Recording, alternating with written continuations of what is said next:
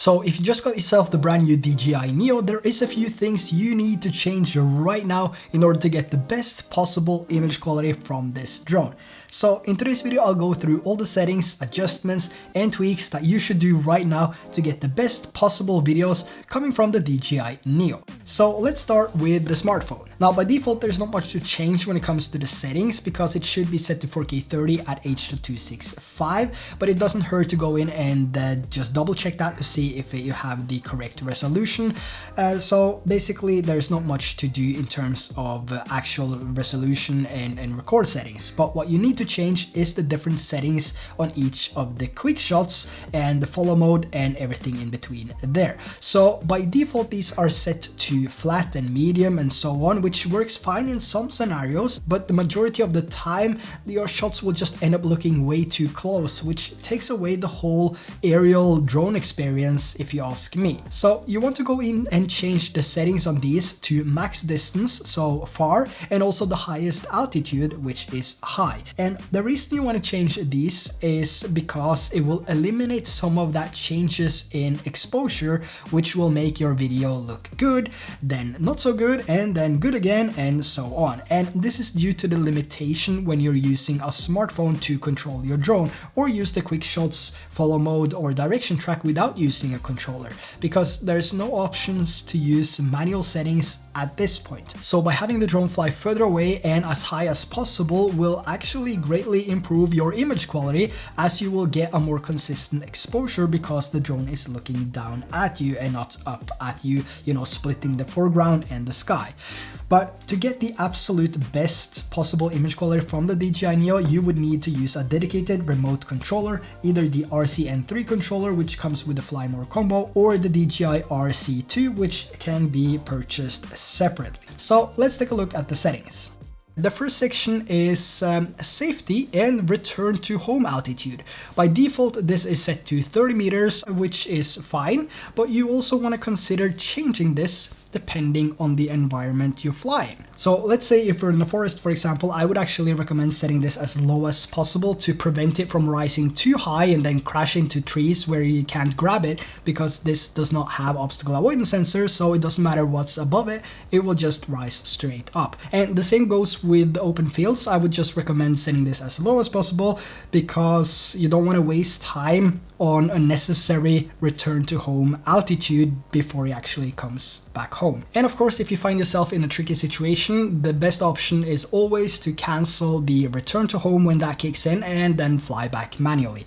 In my opinion, that is by far the safest way of returning your drone back to its takeoff position. Now, going down the list here, we also have a distance and altitude. And here you want to make sure that the distance is set to no limit. You don't want to have a limit on this. So let's say you have a limit set to 300 meters and you see something in the distance you really want to record. So you press the record button and you fly out there, and in the middle of your shot, you suddenly get this message, max distance reached, and your drone just stops and your shot turns out completely unusable, and you also waste some battery life because now you need to go into the settings and change that. And maybe you didn't know you could do that during a flight, so you start walking towards the drone and set up a new shot, and you know, everything is just a mess. So definitely make sure to set this to no limit. Now, as for altitude, this is locked at 120 meters from the takeoff position, as this is a C0 labeled drone, so you can't change this to be higher than 120, and this is not going to change in the future with a firmware update. This is just how it is. Max altitude is 120 meters from the takeoff position. So if you want to go higher, if you want to fly higher up a mountain, for example, well, you got to start walking.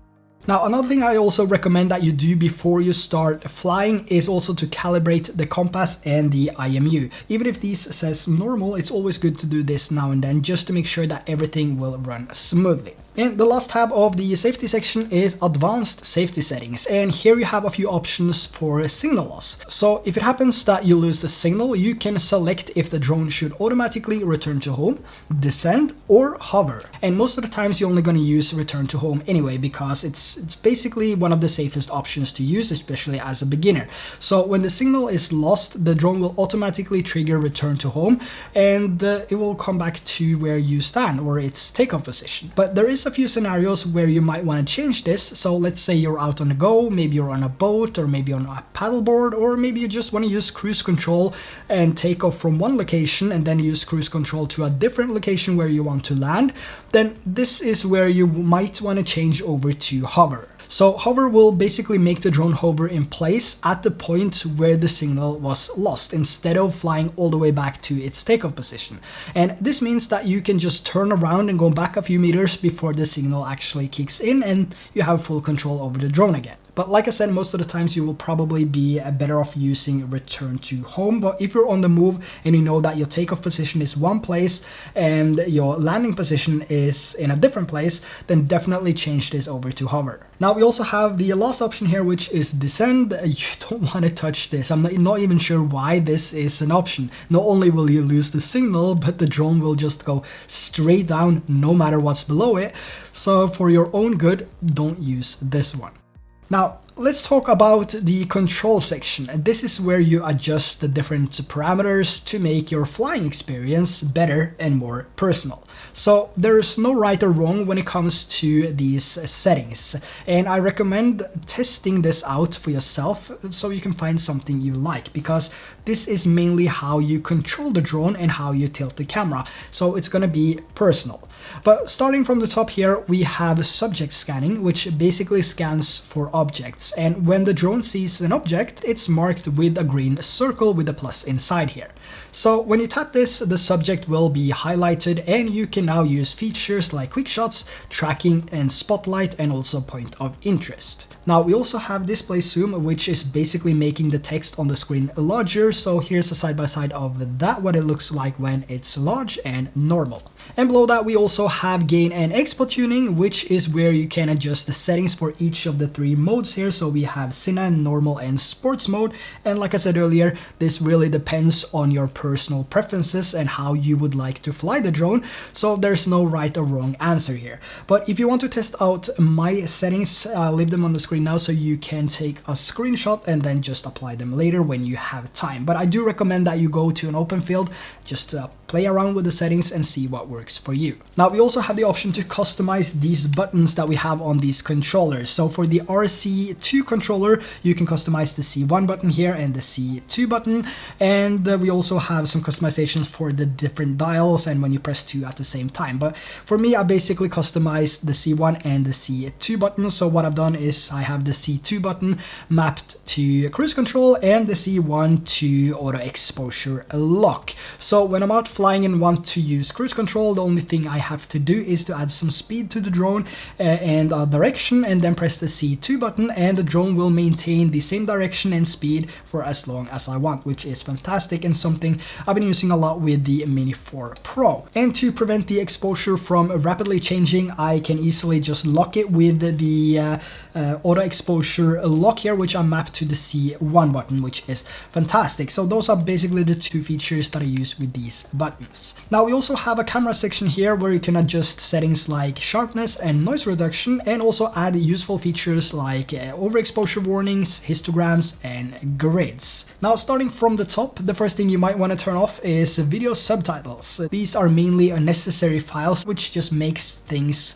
less organized when you want to transfer the videos to a computer. However, if you find the need to add data overlays to your videos in the future, these files can be imported, and those files just also contain data like speed, altitude, height and so on. But if this is something you don't gonna use or don't plan on using in the future, I do recommend turning this off just to keep things more organized, and they will also take up a small amount of size as well. So if you want to get the most possible out of the 22 GB of internal storage which you have on the DJI Neo, then I recommend turning this off. Now moving over to the general section here, we also have a few options which can help you improve the image quality, like histogram and overexposure warning and also grid lines. And there is a reason why these will also improve your video quality, because it will make it easier for you to expose properly and correctly and just make the overall video look better. So starting with histogram, which is this movable box here, this will show the exposure of the highlights, midtones and shadows, which can help you expose your footage properly and prevent the shadows and the highlights from clipping. So the left side indicates shadows and the right side is the highlights, and everything in between is basically midtones. So if I turn the drone now to a dark area, you can see on the left side here it's increasing, which means that the shadows are about to clip, and this means there will be no data recovery in the darkest parts of the image because the shadows are crushed. And the same thing goes for highlights, so you don't want to exceed the highlights or exceed the shadows. So I recommend having this turned on so you can easily see how your video is exposed. Even though the auto settings does an amazing job in exposing the image properly, you do want to use manual controls, which I will talk about in a sec. The next one is overexposure warning, and this will highlight the bright parts in your image which are overexposed and basically show you some zebra lines in those areas. So using this in combination with histogram, you'll have a pretty good indication of the exposure and how your final video will look.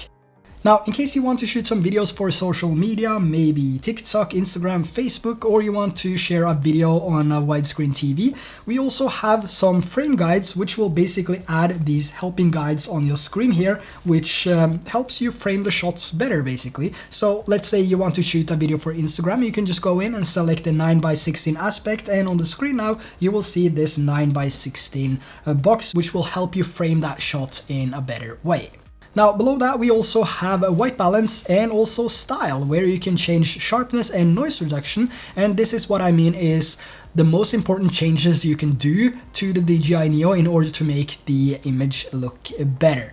So you would want to set the white balance to manual and something between 5000 and 6000 Kelvin. I wouldn't go below the 4000 area and not above the 6000 area, and probably stay something in between like 5500 Kelvin, which works really good for both cloudy days and sunny days. Now you also want to change the sharpness on this drone. Obviously out of the box it looks a little bit too sharp, and to be honest, I'm not sure why DJI decided to set this as the default setting when this is targeted towards beginners and people that probably haven't used a drone before. So you would definitely want to crank this all the way down to -2 to get the best possible experience when you fly this and then look at the footage later. Now we also have noise reduction. I would just keep this on 0 because it doesn't do that much. Maybe I would get it down to -2 just to remove some of that mushiness you might experience in certain environment. But you know, this is just go out and test. So if you film a lot of trees, maybe go down to -1. If you just film the open, open landscape, just keep it to 0. But mainly you want to change the sharpness and just take that all the way down to -2. Now further down the list here we also have folder naming, basically the option to name the different folders of your videos or where your videos will be saved to. So if you're going on a trip to LA for example, you can just name this folder LA, and whatever videos which you film in LA will be automatically added to a folder which is called LA. And then if you travel to a different country, you can just change the name to that country, and when you start flying in that country, those videos will be automatically added to that folder. And you can also do this with your video files. So if you want your video files to be named something different than DJI underline something, you can also change that. Now the last section I want to talk about is the about section, and this section is mainly where you want to go every new day you start flying your drone, because you want to check and see if there is a new firmware update available. Because we've seen this before with previous releases, these updates are coming quite fast in the beginning of a new release. So it's important to check and see if there is a new firmware available, which could add some significant improvements to both quality, features, and all the fixes. Now going back to the main screen here where we have the live preview of the drone, and if we take a look at the bottom right here, this says auto. So we can actually change this to have manual settings now, which is the biggest advantage by using a dedicated remote controller with the DJI Neo, either the RC2 or the RC-N3 controller. So on the bottom right here we have this icon that says auto. If I now tap on this, it will turn into pro mode or manual mode. This allows you to set a manual shutter speed, ISO, and white balance by tapping on these boxes here which says auto. And when you've set these manual settings, you'll be able to capture a much more stable image without having these automatic changes to white balance, exposure, and so on. So this, in combination with the sharpness set to -2, you'll be able to capture videos that actually looks good. And for a brand new drone pilot with no interest in drones up until the release of the DJI Neo, this is probably the first mistake, and the reason some people get videos that looks better than others because they use a dedicated remote controller and change the settings like sharpness to -2 and lock the ISO and shutter speed and also adjust the white balance. But I also have a video on the biggest beginner mistakes that new pilots do with the DJI Neo, so make sure to check that out in the description below so you can have a safer flight experience and enjoy all the aspects of the new DJI Neo. So that rounds it up. Make sure to check out my Signature LUTs if you haven't done that already. These will also help improve the video quality of the DJI Neo, so I'll leave a link to those down in the description below. And if you're interested in learning more about the DJI Neo, don't forget to check out my 30+ tips and tricks video with everything you need to know before you get started with the DJI Neo. And if you want to see more drone related videos, check out these videos right here, which will all give you my honest insight with additional tips and tricks to help you improve your cinematic videos. So again, thanks for watching. I'll see you in the next one. Bye bye.